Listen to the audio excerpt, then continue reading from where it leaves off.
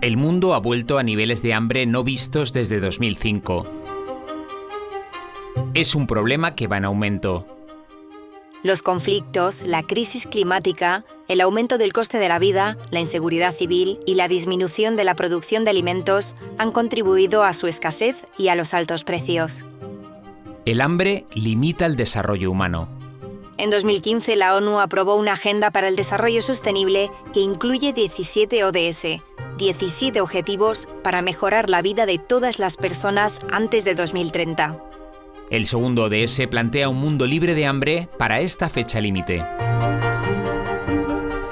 Puedes contribuir con cambios en tu propia vida, en casa, en el trabajo y en tu comunidad, apoyando a los agricultores o mercados locales, eligiendo alimentos sostenibles, defendiendo una buena nutrición para todos y luchando contra el desperdicio de alimentos. También puedes usar tu poder como consumidor y votante, exigiendo a las empresas y a los gobiernos que tomen las decisiones y los cambios que harán realidad el hambre cero.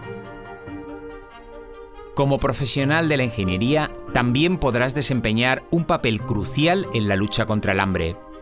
Por ejemplo, mejorando la eficiencia de la producción agrícola mediante la optimización de procesos, la implementación de tecnologías innovadoras y la gestión inteligente de recursos como el agua y los fertilizantes. También mediante el diseño de cadenas de suministro eficientes y resilientes que garanticen que los alimentos lleguen donde más se necesitan. O con tecnologías de conservación de alimentos, como sistemas de refrigeración y envasado adecuados que prolonguen la vida útil de los alimentos y reduzcan el desperdicio. Por solo citar algunas de las muchas contribuciones posibles de la ingeniería hacia el hambre cero.